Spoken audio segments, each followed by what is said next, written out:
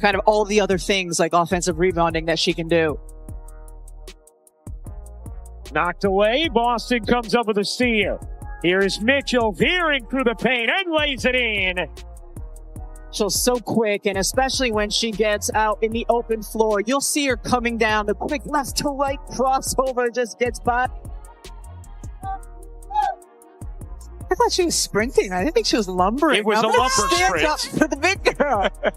Mitchell like a blur. That's a sprint. What happens when a team loses nearly half its rotation, its brightest star, and its playoff hopes all in one season, yet somehow ends up stronger than ever?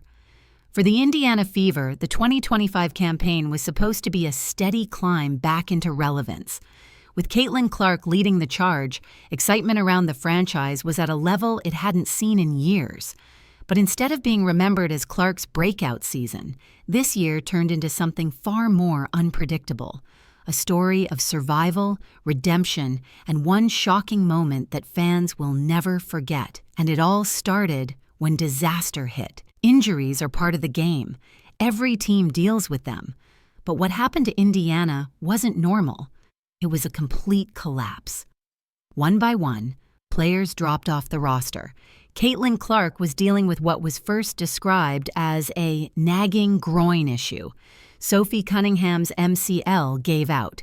Sydney Colson tore her ACL. Chloe Bibby's knee buckled. Arie McDonald fractured her foot. That list alone could make up a strong starting lineup. Yet for the Fever, it was just a running tally of bad luck. By mid-season, the team that fans expected to watch looked unrecognizable.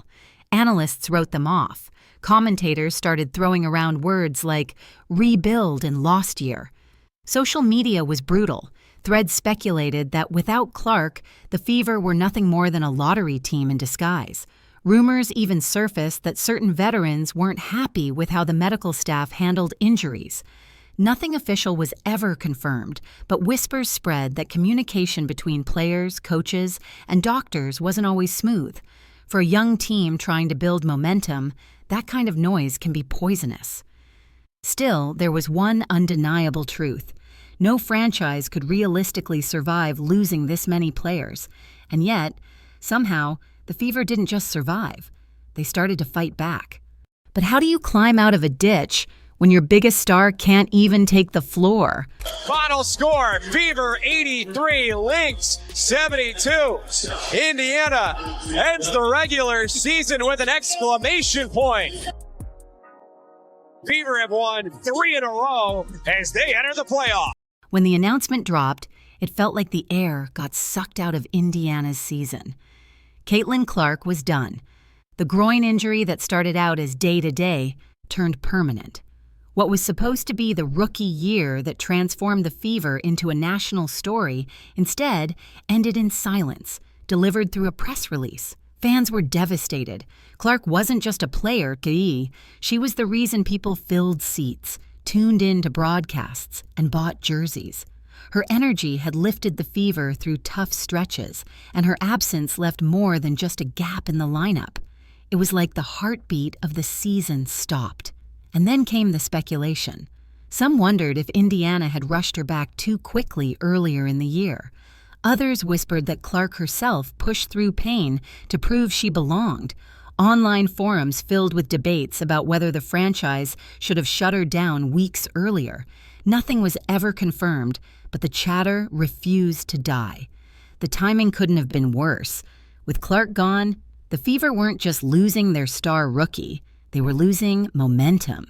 Media outlets predicted Indiana would fall apart, calling it a lost cause. Some even claimed the Fever would be better off tanking for draft picks instead of pushing for the postseason. But here's where the story turned. While fans mourned the end of Clark's season, another player decided she wasn't ready to let go. Enter Kelsey Mitchell. If Clark was the headline, Mitchell became the body of the story. She didn't just score a little more. She carried the team on her shoulders. Game after game, she dropped 20, sometimes 25, sometimes even more, all while facing defenses built specifically to stop her. Scouting reports screamed her name. Double teams collapsed every time she touched the ball. Still, Mitchell kept delivering. By the end of the season, she wasn't just the Fever's best player. She had broken single-season scoring records that once belonged to Tamika Catchings, the greatest name in franchise history. The transformation was stunning. Overnight, Mitchell went from reliable guard to centerpiece star. Social media erupted with highlights of her crossover drives, deep threes, and fearless attacks in the clutch. Fans started asking, was this the season Kelsey Mitchell finally earned her respect as one of the WNBA's elite scorers? But it wasn't all praise. Rumors swirled about tension behind the scenes. Some fans speculated that Mitchell's rise came with extra weight. Could she and Clark truly coexist as dual stars when Clark returned next season? Was this a one-year spark or the start of a new franchise hierarchy? Whatever the answer, one thing was clear. Without Mitchell, the Fever's season would have been over. With her, they still had a pulse. And while Mitchell was lighting up scoreboards, another name was quietly keeping the team alive on the other end of the court. It'll be Alana Smith jumping it up against Aaliyah Boston. The ball is tipped, and it's time to hoop at Indy. A 10-0 run to start this game for Indiana, and Minnesota wants a timeout. Powers up top, tees it up, three. It's good! Energy! Kicks it out, Powers. You bet!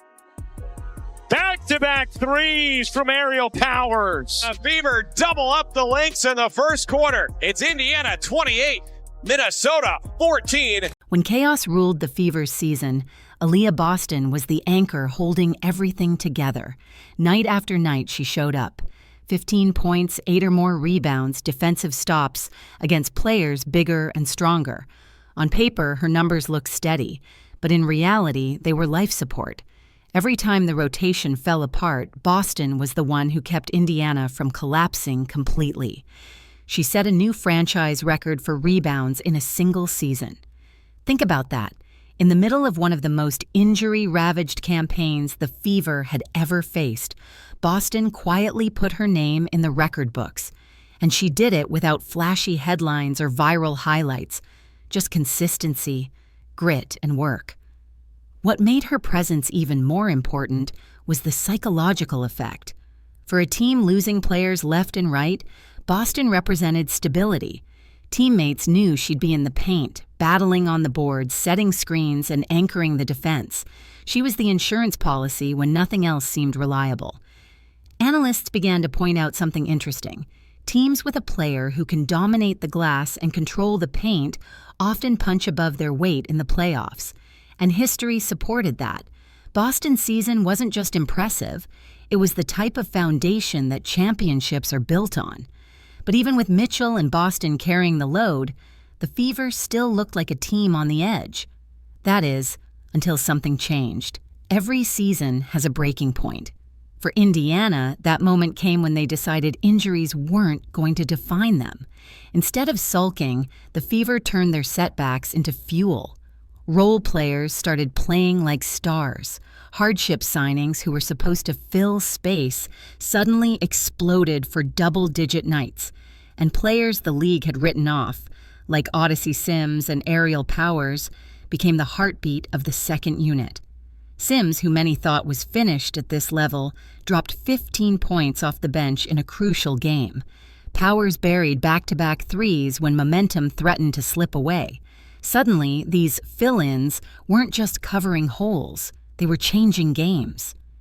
The energy shifted. Practices grew sharper. The bench became louder. Fans noticed it too. The Fever weren't folding. They were fighting. And when you take a group of underdogs and give them a chip on their shoulder, dangerous things happen. The locker room culture changed. Reporters whispered that the Fever had become one of the tightest-knit groups in the league, bonded by adversity. Even Clark, stuck on the sidelines, played the role of vocal leader, waving her arms like a coach, calling out coverages and joking with refs. That spirit built momentum, and soon, Indiana wasn't just surviving. They were winning. But their biggest test, the game that defined their season, was still waiting against the league's top team. If there was ever a night to fold, this was it. The Indiana Fever were set to face the Minnesota Lynx, the best team in the league, a franchise that had been the gold standard all season. On paper, this was a mismatch. Minnesota had depth, talent, and championship pedigree. Indiana? They had a patchwork lineup, a star rookie in street clothes, and critics waiting to say, "I told you so." But from the opening tip, something felt different. Indiana came out swinging, literally. A 10-0 run in the first quarter silenced the doubters. Their defense suffocated Minnesota, forcing bad shots and contested looks. The Fever dictated the pace instead of reacting to it, and by halftime, they had built a double-digit cushion. Minnesota looked rattled. Their shooters went ice cold, hitting just 2 of 20 from three-point range. Every miss fed Indiana's confidence, and every basket the Fever made pushed the crowd deeper into frenzy. But it wasn't just the stars leading the charge. The turning point came from unexpected heroes. Odyssey Sims, signed mid-season as a hardship replacement, played like a veteran with something to prove, scoring 15 points off the bench. Aerial Powers delivered back-to-back threes in the second half that swung the game's momentum back in Indiana's favor. Suddenly, it wasn't Indiana's thin roster that was the story. It was their resilience. By the final buzzer, the Fever had pulled off an 83-72 upset. The win secured their first winning season since 2015, a milestone nearly a decade in the making. But more than the numbers, this game was about symbolism. Indiana wasn't just beating Minnesota, they were rewriting the narrative. They weren't victims of injuries anymore. They were a team that refused to die. And while the victory itself was monumental, one moment from that night stole the headlines. A single play that went viral, sparking laughter, cheers, and pure chaos online. To understand the moment, you need the backstory. Weeks earlier, in another matchup against Minnesota, Lexie Hull had been elbowed in the face by Kayla McBride. Blood on the court, confusion in the arena, and then the unbelievable twist. The referees hit Hull with the technical foul instead of punishing McBride. Fans were outraged. Clips of the play spread online, fueling claims that Indiana never gets fair treatment from officials. So when the Fever and Lynx met again, all eyes were on Hull. Could she handle guarding McBride? Would she shy away or would she fight back? The answer came in the second quarter. Hull caught the ball at the top of the key with McBride in front of her. One quick dribble left. A hesitation. McBride lunged, lost her balance, and the next second she was on the floor, dropped by Hull's crossover. The crowd erupted. Teammates jumped off the bench, and social media exploded with clips calling it karma and instant justice. It wasn't just a highlight, it was redemption. For weeks, fans had been demanding payback for the elbow incident. Hull delivered it in the most poetic way possible, not with violence, not with a foul, but with pure basketball skill. She flipped the narrative, from victim to victor, from overlooked role player to viral star. And the symbolism couldn't be missed. Hull's crossover represented the Fever themselves, a team bloodied, doubted, and underestimated, only to rise again when it mattered most. Even beyond the viral clip, Hull's impact that night was huge. With Sophie Cunningham sidelined, she was Indiana's only healthy wing, logging heavy minutes and scoring in double figures. Defensively, she hounded Minnesota's guards, disrupting passes and forcing contested shots. Stat sheets couldn't capture her impact, but the fans saw it, and they loved every second. For Indiana, that crossover became the defining moment of the season. Not just a highlight reel play, but a symbol of everything the franchise stood for. Grit, redemption, and the refusal to be ignored. And as the Fever walked off the floor with a statement win, the message was clear. This wasn't luck. This was the start of something bigger. The Fever's season could have ended in disaster. Injuries gutted their roster, their star rookie never saw the playoffs, and for weeks the headlines were about collapse, not progress. But somehow, Indiana flipped the script. Lexie Hull's crossover wasn't just a viral clip, it became the perfect metaphor for the team itself. Drop down, counted out, only to rise with strength and leave everyone stunned. What fans saw in that one moment was exactly what they'd witnessed all season: resilience, grit, and a refusal to back down. The Fever's first winning record since 2015 wasn't just a number.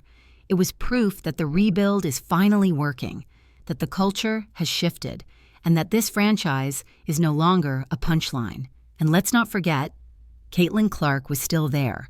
Even in street clothes, she was on the bench waving for timeouts, calling coverages, and joking with refs like an assistant coach. The cameras caught her smiling and pointing out plays, and fans online joked about Coach Clark. But the truth is, her presence mattered. She wasn't gone, just waiting for her chance to return. Now the Fever walk into the playoffs with something they haven't had in years: momentum. The future is even brighter when you imagine Clark healthy, Mitchell thriving, Boston dominating, and a supporting cast that's no longer overlooked. Fans have started to believe again, and the rest of the league is on notice. So what's the real story of the 2025 Indiana Fever? It's not just the wins. It's not just the playoff berth. It's the way this team turned setbacks into fuel and humiliation into redemption. Caitlin Clark's absence could have destroyed the season. Instead, it gave rise to Kelsey Mitchell's dominance, Aaliyah Boston's steady leadership, and Lexie Hull's unforgettable moment of revenge. For nearly a decade, Indiana fans had been waiting for something to believe in again. This season delivered it, not in the way anyone expected, but in a way that might matter even more. Because if this is what the Fever can do when everything goes wrong, just imagine what they'll do when everything finally goes right. Now it's your turn. Do you think the Fever can shock the league in the playoffs? Or is this just the beginning of something even bigger next year when Caitlin Clark returns? Let us know in the comments below, and don't forget to like and subscribe so you don't miss the next chapter in this story.